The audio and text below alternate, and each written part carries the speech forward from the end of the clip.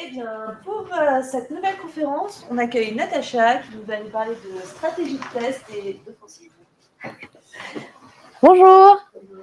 J'avais prévu une introduction de folie, mais je suis la dernière conf de l'Agile Tour. Je pense que vous êtes un peu fatigués, donc je vais vous la faire soft, c'est-à-dire que je ne vous fais pas faire de pompe, je ne vous claque pas la porte et je ne vous envoie pas des grenades dans la tête. Ce qui est plutôt pas mal parce que vous avez, je pense, tous envie de rentrer chez vous vivant aujourd'hui. Moi, c'est Natacha Fourmi, c'est écrit là. C'est assez classique. Dans la vie, je fais plein de choses, mais je suis entre autres coach agile et coach testing. On n'est pas beaucoup en France en coach test, mais j'en fais partie. Et je travaille pour la société UNUP, qui est une ESN.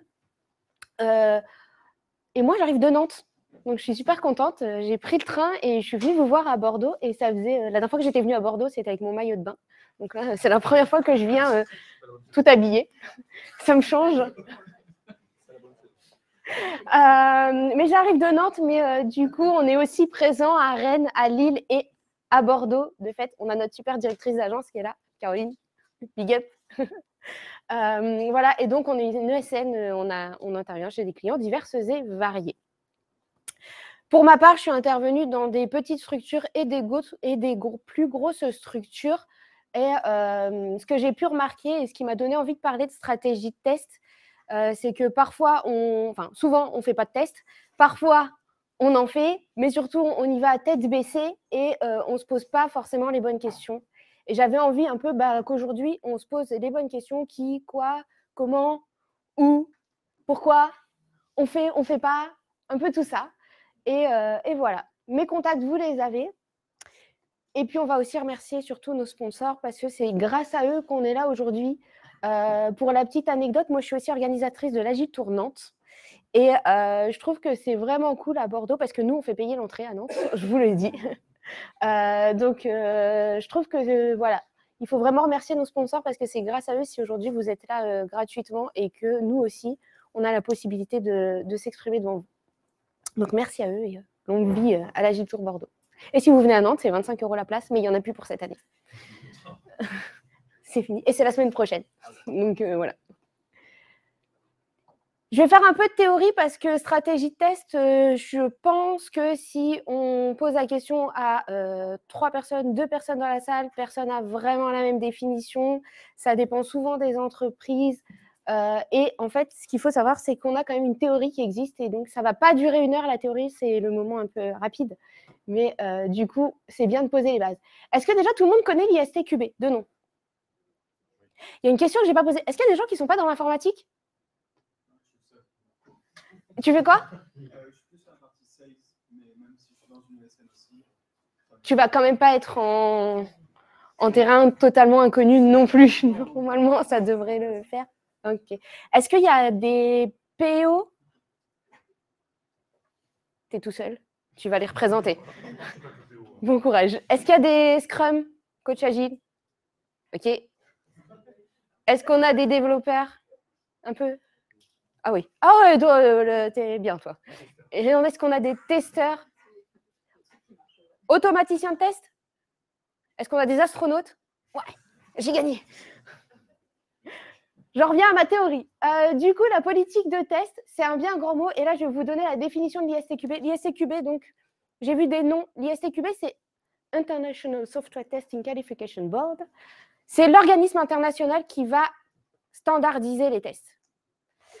C'est plutôt pas mal parce que les tests, il y a tout et n'importe quoi en fonction des entreprises, en fonction des projets, voire en fonction des équipes. Vous allez avoir des définitions qui sont diverses et variées. La bonne nouvelle, c'est qu'il y a l'ISTQB qui va recadrer tout ça et vous donner une bonne pratique et une bonne base. L'agilité, c'est comme le test. Tout est question de communication. Si vous êtes sur un mode décalé, ça ne marche pas. Si on se pose des questions, on passe à l'ISTQB. Si vous avez envie, vous n'êtes pas à l'aise avec l'anglais, CFTL en français, Comité français du test logiciel. Donc, la politique de test, c'est un document de haut niveau décrivant les principes, approches et objectifs majeurs de l'organisation concernant l'activité de test. C'est classe ou pas? Mais ça ne veut rien dire, ça ne nous parle pas, on ne va pas se mentir. C'est un document, la politique de test qu'on va faire au niveau organisationnel. Donc, ça va être plutôt au niveau direction, quand il existe. Je vous avoue qu'en 12 ans maintenant. Ah, ça fait 12 ans que je travaille, c'est chaud. En 12 ans, j'en ai croisé une. Donc, il n'y en a pas beaucoup parce que, en fait, ça voudrait dire que le top management au niveau de direction des organisations, on s'est dit qu'on allait faire des tests. Déjà, ça limite. On s'est demandé comment on allait les faire. Ça limite encore plus.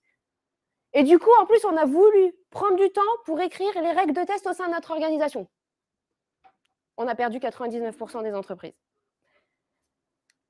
On a un deuxième document qui s'appelle la stratégie test. Tiens, c'est pas mal, c'est ce dont on va parler aujourd'hui. C'est un document de haut niveau définissant pour un programme les niveaux de tests à exécuter et les tests dans chacun de ces niveaux, pour un ou plusieurs projets. Pareil, ça claque un peu. En gros, voyez ça un peu comme une hiérarchie. La politique, c'est en haut. En dessous, on est à la stratégie test, mais on va parler au niveau programme. Programme, ça peut être divers et varié. Si vous êtes dans des environnements avec 15 équipes qui travaillent sur un même programme, bah, vous êtes là. Les niveaux de test, on va en reparler un petit peu plus tard, comment on va les faire. Là, ça veut dire qu'on n'est plus au niveau de direction, mais on est au niveau de direction d'un programme. Donc, un peu la même question, est-ce qu'on s'est posé la question, est-ce qu'on va faire des tests, comment on va le faire, etc. Et est-ce qu'on va écrire un document? Donc ça, c'est la stratégie de test dans la théorie. Et après, il y a ce qu'on appelle un plan de test-maître dont on descend encore un petit peu. Et là, c'est le document qui décrit l'étendue, l'approche, les ressources et le planning des activités de test prévues. Donc là, on va plus être au niveau équipe, application. Ça, c'est la théorie, elle est belle. Vous enregistrez à la fin, je vous fais une interro écrite et vous me refaites toutes les defs. Hein. Donc, c'est le moment de prendre vos photos. Non, je rigole. Mais nous, on va parler de pratique. Et dans la pratique, je vais parler de ce que j'ai pu rencontrer le plus souvent. En gros, on appelle stratégie test un document qui va regrouper les 3 choses de ce qu'on vient de dire. Parce que les directions ne vont pas se poser la question des tests, donc ne vont pas le faire. Mais à un moment, si on a des testeurs ou des développeurs qui testent dans les équipes, il faut quand même se poser les questions. Donc, du coup, ils vont récupérer ça. Le plan de test, si je dis plan de test aux quelques testeurs dans la salle, certainement, ils vont penser à leur squash, à leur X-ray et à ce qu'ils ont pu concevoir comme test, mais en fait, on n'y est pas. Normalement, il faudrait remonter d'un niveau. Donc, moi, sur tout ce talk, quand je vais vous parler stratégie de test, je vais vous parler du document un peu global qu'on rencontre le plus souvent et qui regroupe ces 3 documents-là. OK? Je ne suis pas ISTQB, du coup. En pratique, la stratégie test, alors du coup, on a un chef de guerre. C'est-à-dire qu'il va falloir que quelqu'un porte cette stratégie de test. Il va bien falloir que quelqu'un dise, bah, je ne vais peut-être pas être le seul à décider, mais je sais qu'il faut faire une stratégie de test, donc comment je la fais, qui l'a fait, bah, voilà, je vais prendre le sujet en main. Vous connaissez l'agilité, hein, une action égale un responsable d'action. Un responsable d'action, ça ne veut pas dire que c'est lui qui fait, mais ça veut dire que c'est lui qui suit l'action. C'est notre chef de guerre. Je vais prendre une équipe, je ne vais pas me fatiguer, je vous le dis. Hein. Je vais prendre une équipe Scrum la plus basique possible. On ne va pas rentrer dans des détails de fou. Dans mon équipe Scrum, je vais avoir des développeurs. C'est plutôt pas mal parce que sinon, on ne va pas développer des masses. Je vais avoir un PO, c'est plutôt pas mal parce que sinon, si j'ai personne qui va gérer le besoin, ça va être compliqué de développer des choses. Je vais avoir un Scrum Master. On est quand même un peu sympa, on a un testeur agile parce qu'on s'est dit que c'était cool d'y penser. Et j'ai cliqué sur le mauvais bouton, c'était sûr que ça allait arriver. Et un automaticien de test parce qu'on est un peu riche. Du coup, on est sympa, on a payé un mec pour faire ça.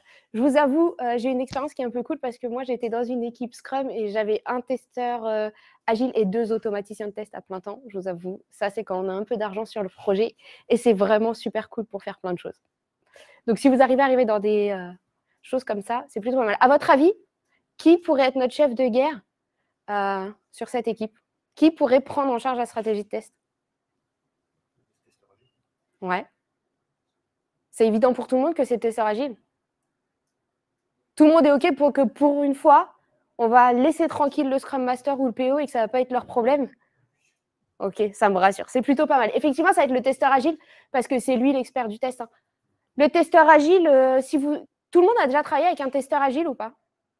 Non, j'ai des noms. OK, si vous avez des testeurs agiles dans vos équipes, leur rôle, le haut de l'iceberg du testeur agile, ça va être d'exécuter les tests et donc de tester l'application. En fait, il a un rôle bien plus profond que ça, c'est acculturer votre équipe au test. Et acculturer votre équipe, c'est acculturer les développeurs, l'automaticien, normalement pas trop, mais le Scrum Master et le Product Owner, c'est votre expert de la qualité. C'est lui qui doit leader la qualité sur votre équipe. Parce que le Scrum Master, il va vous aider sur le framework Scrum va bien vous parler qualité, mais le Scrum Master, dans de très rares cas, c'est un expert du test. Donc, on va compter sur notre testeur agile. Ça va? Si vous avez des questions, moi, j'ai suffisamment de temps pour que ce soit fait en cours de route, donc vous n'hésitez pas. Ouais. Justement, nous, on a essayé, je vais avoir un peu de film, Ouais. ça, c'est, on l'a pas testeur agile, on l'appelle coach. Ouais. Coach en test, c'est-à-dire, souvent, ce qui se passait, le but, c'était que les stories soient done, vraiment done, Ouais. selon la DOD, à la fin, et donc, s'organiser autour de ça. Et quand le testeur n'était pas là, tout s'arrêtait. En fait. Et donc, en fait, on avait cette notion de former finalement l'équipe quand il n'est pas là, pour qu'elle soit autonome. Ouais. Je ne sais pas si vous avez partagé cette opinion ou pas. Oui, alors je répète la question pour ceux qui sont à distance. L'idée, c'est de se dire que dans l'équipe de Thermo Fisher, ils ont un testeur qui est plutôt un coach, et quand il n'est pas là, c'est la merde, ça ne marche pas. Et du coup, est-ce qu'on doit rendre autonome le reste de l'équipe parce que le testeur n'est pas là? J'ai bien résumé? Nous, en fait, on a essayé de faire. On rend les équipes autonomes. Ils rendent les équipes autonomes. C'est une très bonne pratique. Votre testeur agile, le jour où il n'est pas là, si c'est une femme et qu'elle part en congé maternité, l'exemple, vous êtes sûr que ça vous arrive. Elle n'a pas le choix, il y a un moment, il faut qu'elle aille accoucher, par exemple. Donc, si c'est votre testeur agile et qu'elle n'est pas là, elle ne pourra pas travailler. C'est un exemple parmi d'autres. Effectivement, il faut que le reste de l'équipe continue les tests parce qu'on ne peut pas se dire qu'on envoie en production des choses non testées. Enfin, on peut se le dire, hein, il y a des tonnes d'applications qui se le disent tous les jours, mais après, c'est un choix à faire. C'est quand même dommage d'avoir une équipe de test et de le faire. Du coup, effectivement, c'est ce qu'on appelle acculturer les gens au test, c'est leur donner les bonnes pratiques, mais aussi se dire que s'il n'est pas là, on prend le relais. Mais j'ai envie de dire, revenons aux bases de Scrum. Nous, on met des rôles sur les gens parce qu'aujourd'hui, c'est quand même plus simple dans la tête des gens de se donner un rôle. Mais le rôle de base d'une équipe Scrum, c'est que tout le monde est censé pouvoir gérer un peu tout. Bon, je ne vais pas vous mentir, moi, demain, vous me demandez d'aller faire du dev. J'espère que vous avez quelques mois devant vous avant que j'y arrive. Hein. Parce que sinon, ça va être compliqué. Mais on a chacun nos compétences et donc on a simplifié. Mais normalement, Scrum, c'est ça. Et encore une fois, quelle valeur vous n'apportez pas si vous ne faites pas de test parce que votre testeur n'est pas là? Pour le coup, ce n'est pas quelle valeur vous apportez, c'est quelle valeur vous n'apportez pas. Et la qualité, valeur 1, on n'y est plus. On la décoche, là, celle de Romain de ce matin, si vous avez fait la keynote, on la décoche. OK? Ça va? Vous êtes endormis? Non, OK. Ça me rassure. Merci. Les armes, on est toujours en guerre. Hein. Moi, j'aurais toujours un peu le test en guerre parce que c'est vrai, je ne vous ai pas dit pourquoi j'ai choisi ce storytelling. Tiens, petit aparté. Je l'ai choisi parce que dans toutes les équipes où je passe, avant que ça fonctionne plutôt pas mal, il y a toujours putain, mais ce développeur, c'est quand même un idiot. Putain, il ne sait pas développer ou quoi? Il m'envoie encore un truc, il ne respecte même pas la première règle de gestion. Ou alors putain, mais il est con, quoi, ce testeur? Je lui ai dit que ça marchait sur mon poste. Et là, vous bataillez pendant des heures. Si vous avez de la chance, c'est que des heures. Sinon, ça peut être des jours. Et en fait, ça devient une guerre intestine de tests. Ce qui est dommage parce qu'en fait, on est censé tous travailler ensemble. Donc, c'est un peu pour ça que j'ai choisi ce storytelling. Bref, du coup, les armes. Je finis mon aparté. On a 2 visions complémentaires aujourd'hui qui existent et qui sont définies par l'ISTQB. Là, c'est le slide un peu chargé. Après, je vous promets qu'il y en a moins. Sur la droite, vous avez la pyramide des tests. Souvent, vous la connaissez. C'est celle qu'on enseigne dans les écoles. Tout le monde, a priori, l'a au moins vue une fois dans sa vie, même s'il ne s'est pas penché sur le détail de ce qu'elle voulait dire. Cette pyramide, à la base, on a les tests unitaires qui sont réalisés par les développeurs, c'est leur spécificité. Ensuite, on a les tests d'intégration ou de composants, c'est la même chose, qui sont aussi en général réalisés par les développeurs, sauf si vous avez la chance d'avoir des automaticiens qui sont sympas. Ils s'y collent. Les tests système qui sont en général plutôt réalisés par les testeurs et les tests d'acceptation qui sont en général réalisés par les PO. Ça tombe bien, tout le monde y en a pris pour son compte là, sur le test dans mon équipe. Cette pyramide de tests, en agilité, vous l'oubliez. C'est bien, c'est sympa, je vous l'ai montré, je vous ai fait le détail, je vous ai donné quelques trucs, vous l'oubliez. Ça, c'est du cycle en V. C'est du bon vieux gros cycle en V. Nous, ce qu'on fait en agilité, c'est des quadrants. Et vous remarquez, on n'a plus cette histoire un peu de... C'est très visuel, hein, je veux dire. On n'a plus cette histoire de beaucoup, moins. On a des quadrants. Des quadrants, pourquoi? Parce qu'en fait, on va prendre en compte, ça va être sur la pyramide, les 4 types de niveaux de tests que je viens de vous donner, ça s'appelle des tests fonctionnels. C'est fou, hein, les développeurs, ils font des tests fonctionnels en faisant des TU.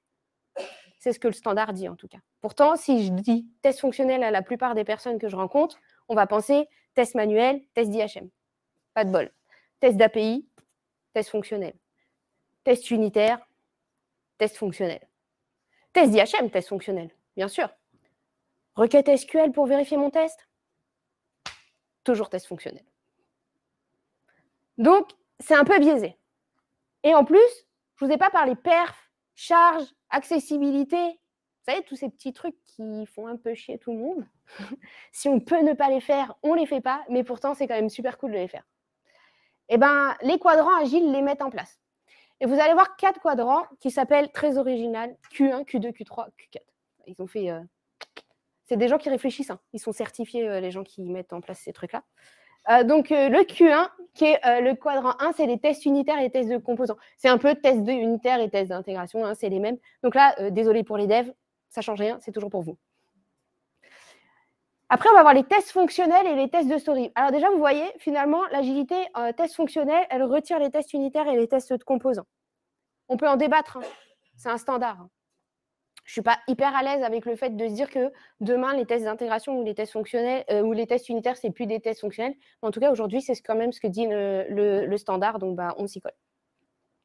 Et les tests de story. Donc, en gros, c'est là, votre testeur agile, il va venir se cogner chaque règle de gestion et il va passer le passant, le non passant, les cas aux limites. Il va tout faire. Après, on a les tests exploratoires. Vous allez voir, c'est mon grand ami. On en parlera encore plus à la fin des tests exploratoires et les tests utilisateurs. Est-ce que tests exploratoires, ça vous parle ou pas? Ok, j'ai des noms. J'en reviens à la fin et on en parlera plus. Donc là, on va être sur des niveaux un peu plus hauts. On va plus faire appel, comme son nom l'indique, aux utilisateurs ou aux PO, PM, représentants du métier, etc. Et donc, grande nouveauté qu'on n'avait pas avant, le quadrant 4, test de charge, test de perf, test de sécu. En fait, j'aurais pu mettre etc. Il manque accessibilité, tous les autres. Est-ce que tout le monde, déjà, savait à peu près que tout ça, ça existait? Ou genre, il y en a, ils se disent, putain, ça, je ne les connaissais pas. Est-ce que tout le monde les a déjà tous fait? Est-ce que quelqu'un a déjà été sur un projet où ils ont tous été faits? Ah ouais, pas mal. Ah, j'ai moyen. Est-ce qu'il y en a qui ont été sur des projets où on fait que du TU? Ouais. On faisait du TU, c'était déjà pas mal, j'ai envie de dire. Ça veut dire qu'on avait été déjà avec des développeurs qui étaient un peu conscients qu'il fallait de la qualité. Ok. Donc, ces deux visions, elles sont pour moi aussi complémentaires, en fait. Parce que je vous ai dit, on oublie la pyramide, on oublie le cycle en V, mais en fait, on va quand même, en pratique, se le rappeler parce que même si on oublie cette histoire d'importance avec tests unitaires, tests d'intégration, tests système, tests d'acceptation et leur volume, en agilité, en fait, ce volume, il faut quand même le garder. Plus vous avez TU, plus vous avez un feedback tôt de ce qui peut fonctionner ou pas, et donc, moins ça vous coûte. Donc, malgré tout, même si on l'oublie parce que ce n'est pas que ça, on la garde quand même dans le volume. OK? Le lieu, la stratégie test, je vous ai parlé de documents, en fait. Depuis tout à l'heure, je vous ai pas dit on met en place ça. Mais en fait, on rappelle les bases. Hein. La stratégie test, c'est un document. C'est rien de plus. C'est quelque chose où on va écrire et où on va communiquer sur notre qualité au sein de notre projet. Il y a des normes pour ça? Et non, c'est pas de bol, il n'y a pas de normes. Il n'y a aucun... le standard ne définit aucune trame qui dit il faut qu'il y ait ça dans la stratégie test ou pas. Non. Le standard, il définit juste ce que je vous ai donné tout à l'heure. Donc, en fait, vous avez que dalle. Enfin, c'est un peu interprétable. Vous y rajoutez des choses ou pas. Il n'existe pas de trame et il ne vous dit pas comment le mettre. Là, ce que je vais vous montrer, c'est où est-ce que moi, j'ai pu les rencontrer, pourquoi il y a des endroits, j'ai trouvé que c'était plutôt pas top de les mettre et quelle est ma préférence. Comme c'est un document, il faut le stocker. Ce document, encore une fois, c'est ce que vous allez faire sur le projet, mais c'est aussi et surtout comment vous allez communiquer sur la qualité que vous mettez en place au sein de votre application. C'est ça qui est aussi important, parce que faire de la qualité, c'est cool, mais comment je communique, quel niveau de qualité mon équipe, elle se donne. Donc, soit vous êtes sympa, vous avez un peu de temps à perdre et chaque fois que quelqu'un vous pose une question, bah, vous prenez du temps pour répondre et lui expliquer. Ça peut être très vite chronophage si vous avez un management qui ne comprend pas trop, qui est un peu présent, mais que par moment, ça va être compliqué. Sinon, bah, vous l'écrivez en fait. Et donc, pour l'écrire, vous le mettez aussi à dispo. Moi, je suis un peu… j'ai un très lointain passé de développeur et du coup, j'ai un peu gardé le côté je ne vais pas trop en faire, mais je vais faire intelligemment. Vous voyez l'idée? Donc, en fait, je vais me débrouiller pour que ce document, là où je le mette, il soit facile d'accès, accessible par tout le monde et que du coup, je n'ai pas besoin de l'envoyer par mail tous les 4 matins parce que, en fait, ça va me saouler au bout de 3 fois. Word, classique, hein. Vous utilisez Word, vous remplissez une stratégie de test, c'est un document, vous voulez communiquer, vous le faites dans Word, hein, vous ne vous cassez pas la tête. Tout le monde là, normalement, c'est livré. On a tous maintenant une licence, qu'on soit interne ou prestataire, qui est donnée sur le projet, vous l'écrivez dans Word. Je l'ai vu dans PowerPoint, hein. C'est moins sympa, mais ça se fait. Les wikis, autant vous dire que cœur sur le wiki, hein. C'est comme tout le reste. Vous le mettez sur le wiki, vous donnez l'URL du wiki de votre projet ou de votre équipe, et puis après, qui ça intéresse, s'il se débrouille, il a les infos. Donc, wiki, Confluence, j'ai été au basique, mais voilà. Je l'ai vu, je ne l'aime pas, c'est le dernier, mais je l'ai vu, et ça existe. J'ai vu des équipes qui les mettent dans leurs outils de gestion de projet. C'est moche, pour trouver rien. Ça veut dire que quelque part, à un moment, il faut se noter dans quel Jira vous avez écrit les infos. Donc, en fait, c'est tout sauf productif. C'est-à-dire que autant finalement la renvoyer par mail à chaque fois qu'on vous la demande. Ce sera plus simple. Là, ça vous fait stocker un nombre d'informations. Mais je l'ai vu. J'ai vu des équipes qui en fait les mettaient dans des widgets. Et alors là, c'était illisible sur les tableaux de bord des équipes. C'est illisible. Mais je l'ai vu, je le dis. Voilà. En tout cas, si vous avez la possibilité de choisir, je vous conseille le wiki, hein. Encore une fois, pour les mêmes raisons que tout ce que vous communiquez en plus sur vos wikis, ça vous fait gagner du temps. Ça vous paraît logique ou pas? Est-ce que je suis en train de vous endormir? Il faut que vous fassiez 2-3 pompes ou… Parce que je peux, hein. Moi, ça ne me pose pas de problème. Je ne les ferai pas, je vous regarde les faire par contre. Ok.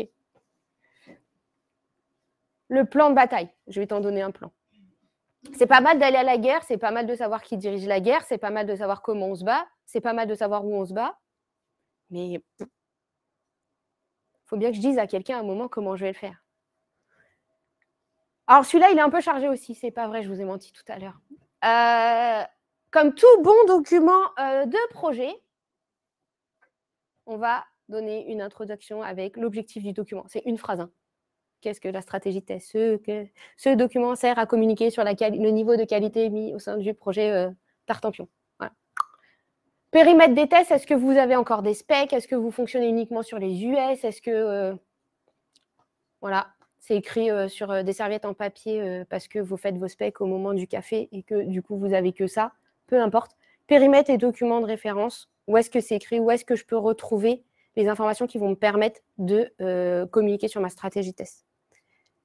On l'a dit tout à l'heure, il n'existe pas de standard qui décrit comment doit être fait une stratégie test. C'est un exemple parmi d'autres. On pourrait rajouter des choses, en retirer. J'ai envie de dire, adaptez-vous comme toute méthode agile ou fonctionnement agile. Adaptez-vous à votre environnement et à vos besoins. Le contexte projet, en général, vous ne cassez pas la tête. Il y a un PM ou un PO qui a dû faire un cadrage à un moment avec une explication, une ou deux slides du contexte projet. Vous les reprenez, vous les copiez, vous les collez là. Hop, la personne qui ira votre stratégie test, elle a le contexte au cas où. Et vous avez gagné du temps. Parce qu'en fait, ce n'est pas ça qui est intéressant. Et c'est là qu'on commence à rentrer dans ce qui est intéressant. Parce qu'en fait, c'est là qu'on va commencer à amener du débat. C'est comment, qu'est-ce que mon équipe va faire, comment elle veut le faire, et est-ce qu'elle veut le faire, et est-ce qu'elle ne veut pas le faire. Encore une fois, on communique sur le niveau de qualité. Ça veut dire qu'on dit ce qu'on fait, mais on dit ce qu'on ne fait pas. Parce que ce qu'on ne fait pas, on ne se pose pas la question si on a un problème à un moment de se dire mais pourquoi on ne l'a pas fait. On ouvre la stratégie de test et dedans, on sait pourquoi on ne l'a pas fait. Les raisons, elles sont bonnes, elles sont mauvaises. Peu importe. Mais à un moment, on sait que l'équipe, elle n'a pas juste eu un trou noir et elle ne s'est pas posé la question. Elle s'est posé la question et la conclusion de l'équipe, ça a été de se dire ce type de test, on ne le fait pas. Elle l'a écrit, donc elle l'a pensé. Et peut-être elle va changer d'avis après. Mais c'est important. Donc, on va parler des contraintes et des risques liés au projet en ressources humaines, en temporel, en organisationnel. Est-ce que vous avez des automaticiens? Est-ce que vous avez des testeurs? Est-ce que vous n'en avez pas? Est-ce que vous êtes en Scrum? Est-ce que vous êtes en Kanban? Est-ce que vous êtes en cycle en V? En fait, ça marche pour tout. Toutes les contraintes assez classiques que vous pouvez retrouver sur un projet. C'est le moment d'en parler. Parce qu'en fait, si vous n'avez pas de testeur au sein de l'équipe et que vous faites quand même une stratégie de test, c'est le moment de dire que vous n'avez pas de testeur. C'est le moment de l'écrire. Comment vous allez organiser votre référentiel de test? Si vous en maintenez un, vous allez voir. On va en parler aussi tout à l'heure. Est-ce que vous en maintenez un? Si oui, comment? Est-ce que vous maintenez des campagnes d'exécution de test? Est-ce que ça parle à tout le monde, les campagnes d'exécution? OK. Campagne d'exécution de test, est-ce que vous en maintenez? Est-ce que vous en faites? Comment vous faites le suivi de vos anomalies? Quel type de test vous faites? Donc, vous reprenez les cadrans et plus si affinité. Et en gros, pour chaque type de test, qu'est-ce qu'on fait? Typiquement, le TU, qui aujourd'hui sait pertinemment que sur son projet, on a décidé de faire moins de 80% de couverture de code en TU. Qui, à un moment, s'est posé la question du pourquoi le 80%?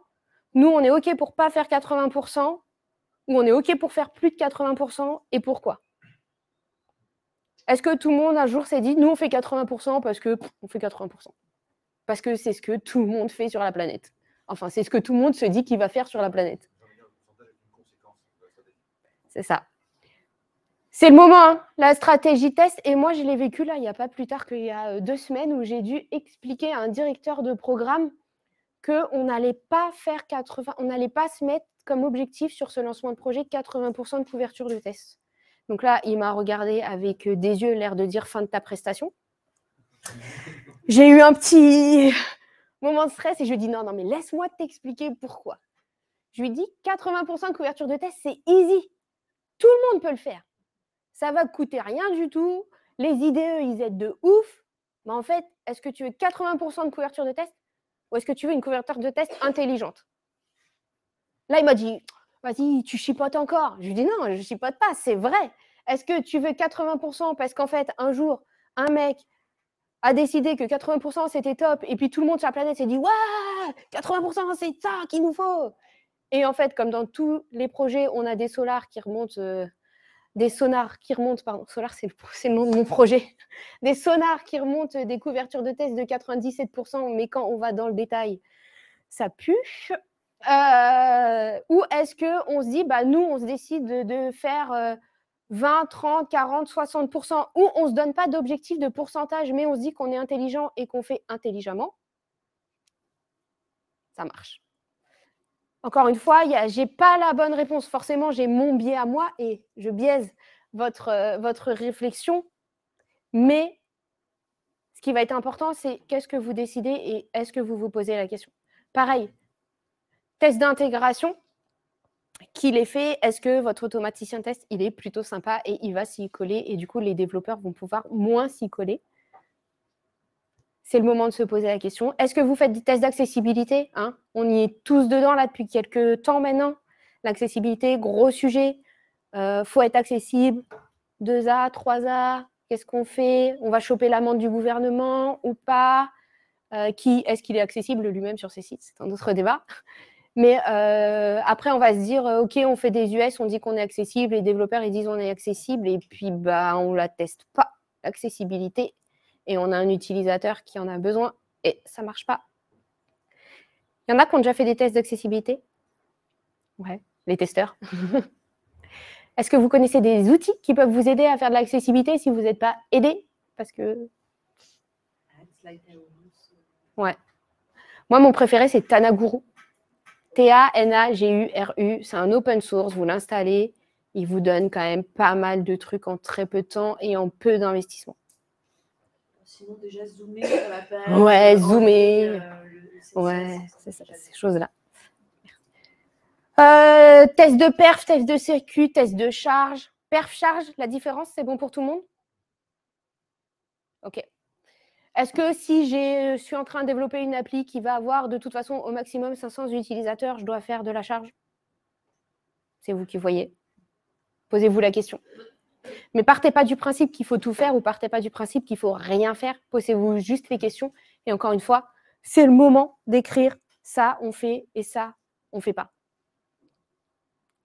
À la fin, je pense que vous l'aurez retenu, je l'aurais répété 450 000 fois. Mais j'espère que vous repartirez avec ça.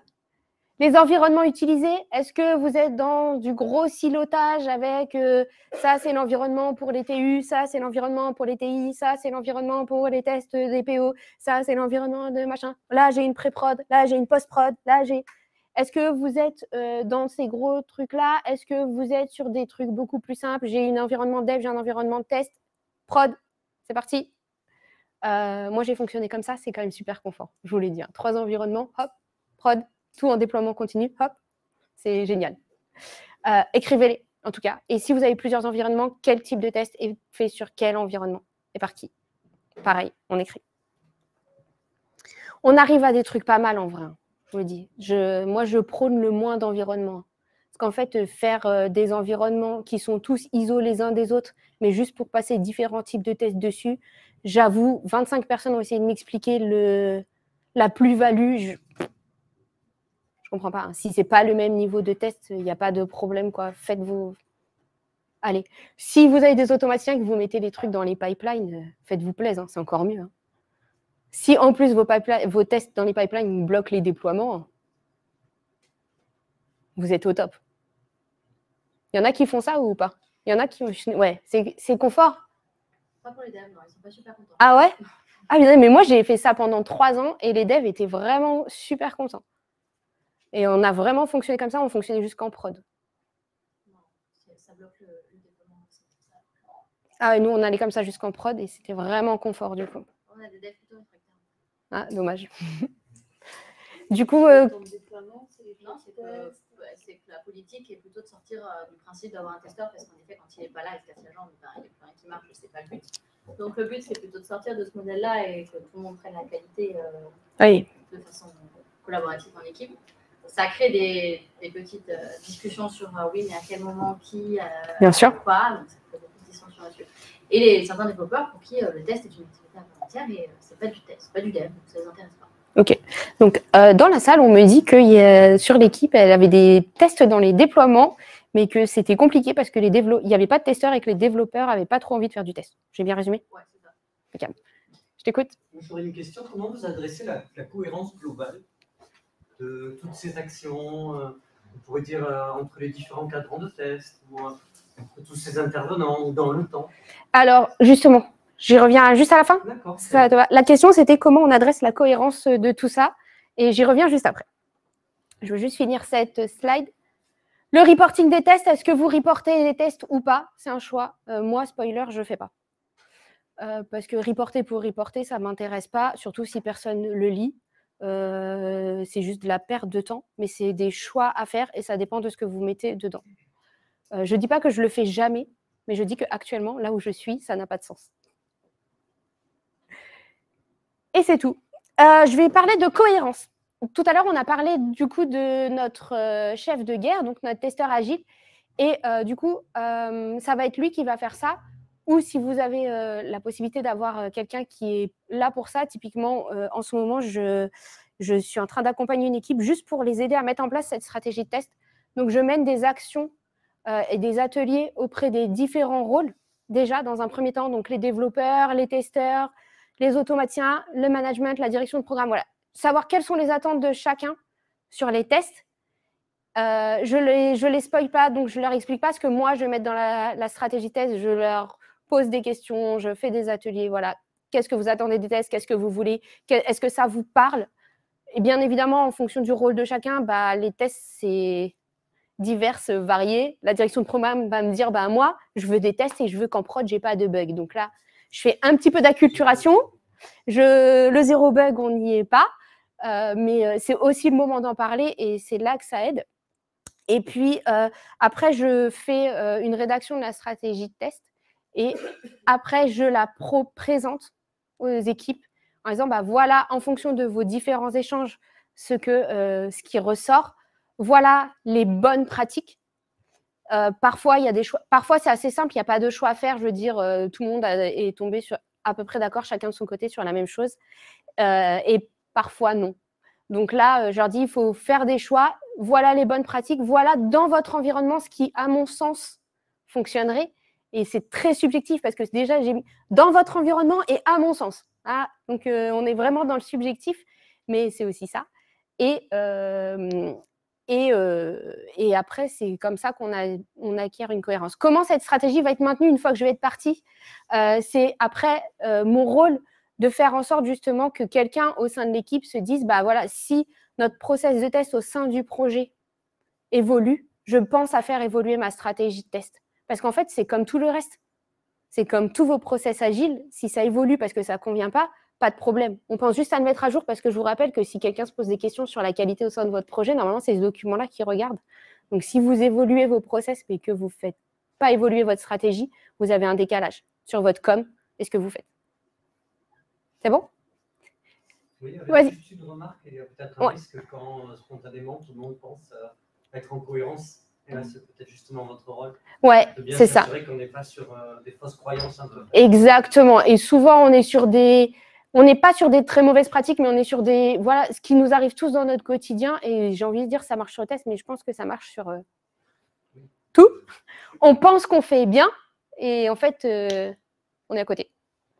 Mais encore une fois, tout dépend de l'environnement, de l'humain, des équipes, des projets, des applis. Justement, comment on gère ça? Parce que souvent, le test, c'est une question de sensibilité. Ça veut dire, certains vont chercher le zéro défaut, mais ça coûte trop cher.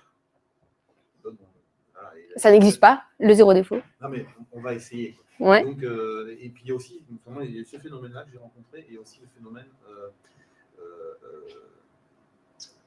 où des équipes ont l'impression d'avoir de la redondance sur le niveau de test. Il y a vraiment ce sentiment qu'on fait la même chose.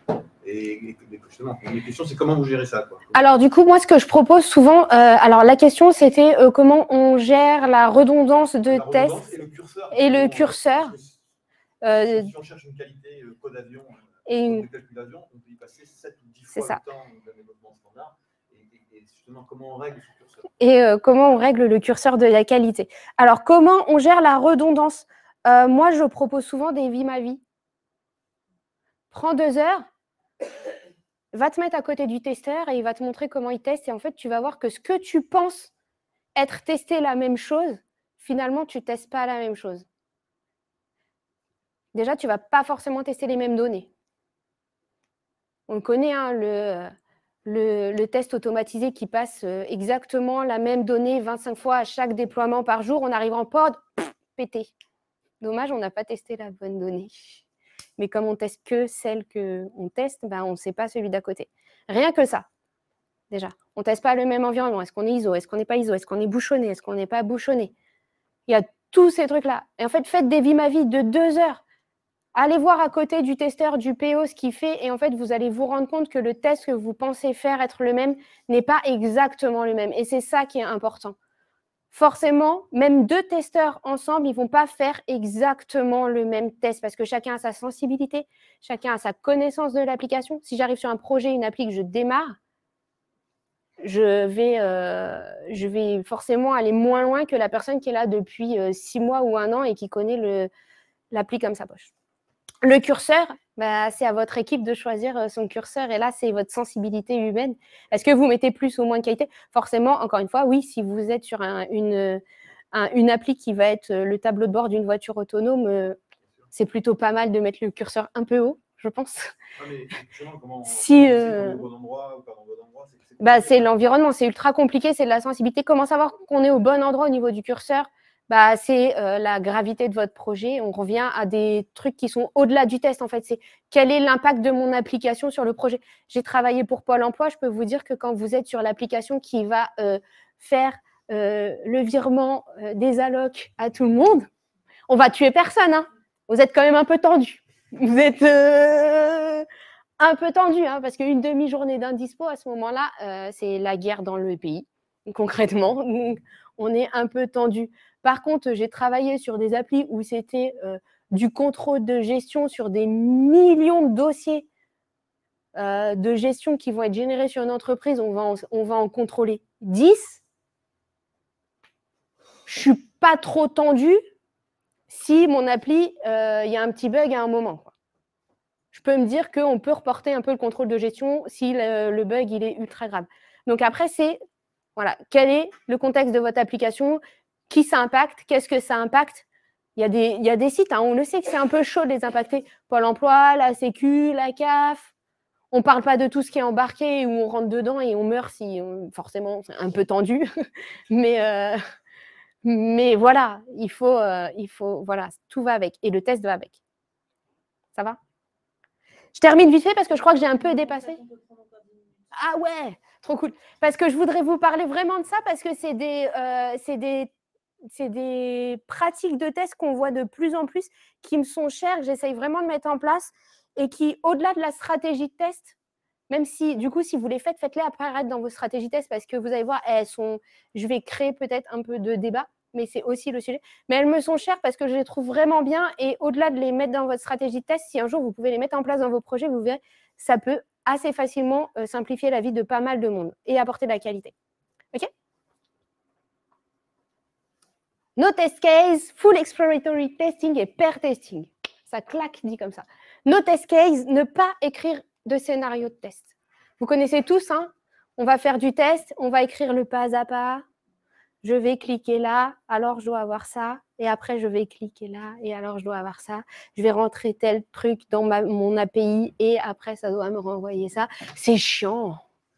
Je vous le dis, hein. Si vous ne l'avez jamais fait dans votre vie, faites confiance à ceux qui l'ont fait. C'est chiant. C'est long, c'est chiant, il faut le mettre à jour. On ne comprend rien. Personne ne va le relire à part moi qui vais réexécuter le test. Super, plus-value. Le no test case, bah, on n'écrit plus tout ça. Forcément, vous allez me dire, mais attends, si j'automatise, comment je sais que j'automatise ?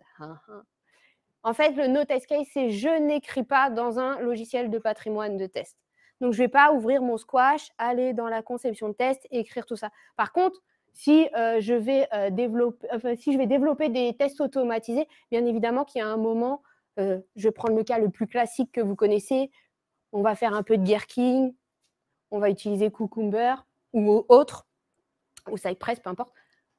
On va écrire des scénarios parce qu'il va falloir les automatiser. Mais je ne me suis pas cassé la tête à perdre 4 jours sur mon sprint de 2 semaines pour aller écrire des tests qui vont être exécutés par moi. Mais alors, si vous automatisez, ouais. Derrière, j'ai entendu le contre-argument qui dit ouais, mais on ne sait pas ce qu'automatise ce test. Alors, on ne sait pas ce qui automatise le test. Ça veut dire que votre automaticien, il n'a pas été au bout. Ça veut dire qu'il n'a pas travaillé sur le framework qu'on rajoute ou le petit plugin qu'on rajoute et qui va vous renvoyer le reporting des tests automatisés à chaque fois qu'ils sont… Ouais. Est-ce que certains parmi vous connaissent Serenity ? Ok, Serenity, c'est un petit truc que vous rajoutez à la fin de n'importe quel framework automatisé de test. En général, les automaticiens, ils gèrent ça. Très bien, c'est plutôt visuel. En fait, à chaque fois que les tests vont être exécutés, vous recevez les copies d'écran de tout ce qui a été fait avec le Gherkin à côté. Si ça a été OK, si ça a été KO, à quelle heure ça a été commencé, à quelle heure ça s'est arrêté. Voilà, vous avez tout. Si votre automaticien il a bien fait le travail, et ben en fait, il n'a pas juste fait ces 4 lignes de code Java dans son coin pour automatiser, mais il a mis en place ça qui permettent finalement, tout à l'heure je vous ai dit pas de reporting, mais ça c'est du reporting et c'est le reporting intelligent. Parce qu'en fait, effectivement, là, si j'ai une anomalie, bah, je n'ai pas besoin de forcément réexécuter le cas parce que j'ai les copies d'écran de tout ce qui a été fait. Je sais comment c'est passé. Et si je veux simplement savoir qu'est-ce qui est automatisé, bah, je récupère la dernière exécution de test qui, normalement, elle n'a pas 3 mois. Si vous avez des tests automatisés qui passent tous les 3 mois, le ROI, il n'est pas ouf. Donc, ne faites pas de tests automatisés. Mais du coup, la dernière exécution, elle n'est pas très longue, elle n'est pas très vieille, donc vous avez l'intégralité de ce qui a été exécuté. Et sinon, vous demandez à votre automaticien de vous sortir ça parce que lui, il l'a normalement quelque part assez facilement. Le full exploratory testing, donc c'est les tests exploratoires. J'en parlais tout à l'heure. Le principe du test exploratoire, c'est de faire du test qui est non scripté. Donc, je vais donner en fait un objectif de test à la personne qui va tester, quelle qu'elle soit. Exemple qui parle à tout le monde, tu dois passer une commande de 5 produits. Assez classique. Tu dois passer une commande de 5 produits. Mais par contre, je ne vais pas lui dire par où passer. Je ne vais pas lui dire où il doit cliquer. Je ne vais pas lui dire quel produit. Je ne vais pas lui donner le montant de mon panier. Je ne vais pas lui dire comment il doit payer. Je ne lui donne pas non plus son mode de livraison. Et voilà, je ne lui donne rien. Je lui dis juste ton objectif, c'est de passer une commande de 5 produits.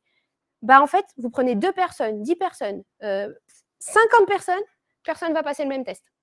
Parce qu'en fait, tout le monde va passer par des pages différentes, des menus différents, des produits différents, des prix différents, des moyens de paiement différents, des modes de livraison différents. Bref, tout va être différent et vous êtes en test exploratoire. L'avantage du test exploratoire, c'est que ça vous remonte des bugs si vous les avez scriptés. On revient au jeu de données automatisé tout à l'heure qu'on passe systématiquement à chaque fois le même. Vous ne remontez pas les autres bugs. Le test exploratoire va vous faire remonter des bugs que vous n'auriez pas trouvés si vous aviez scripté vos tests. Et donc, il y a des... C'est le full exploratory testing, et ben, c'est le fait de ne faire plus que des tests exploratoires.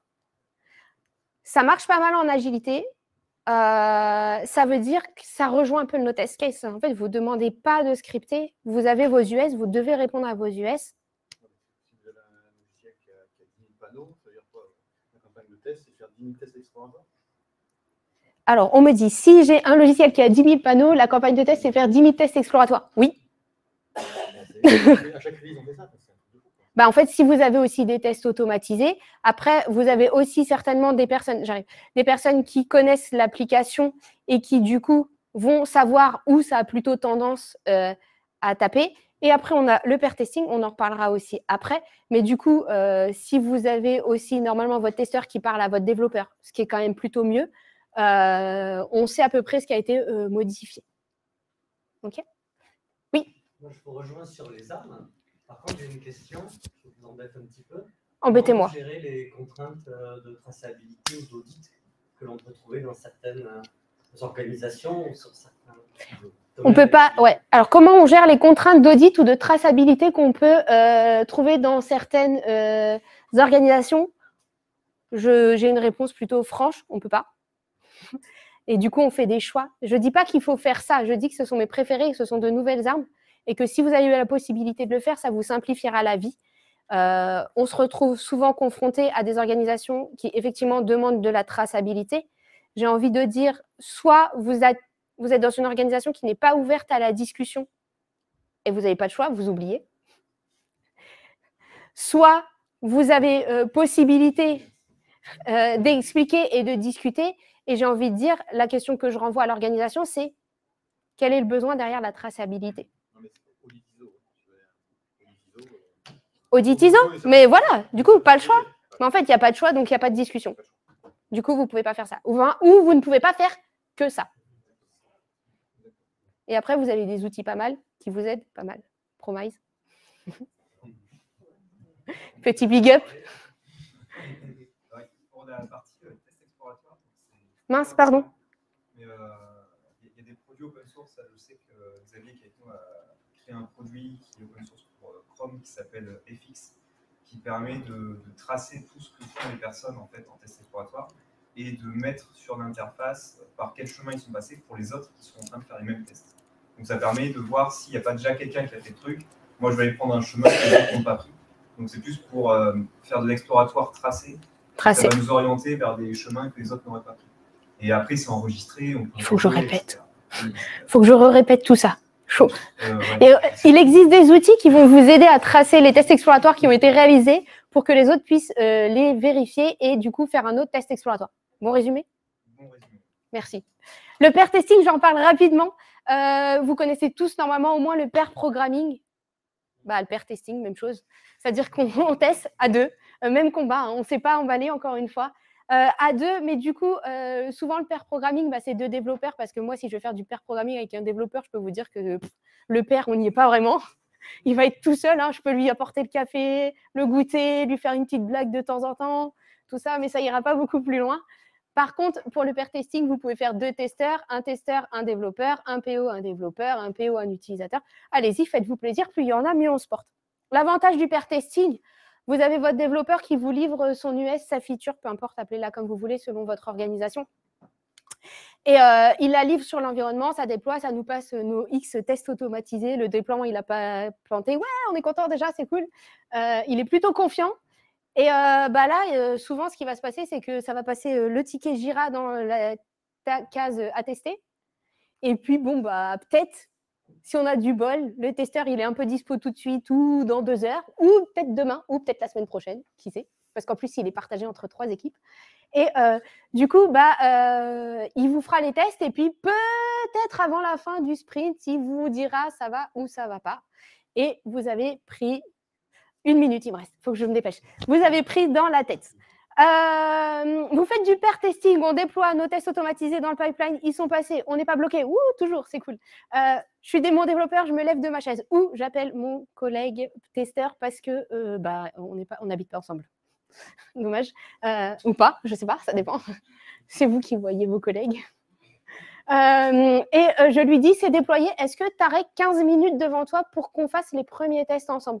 Ça paraît rien.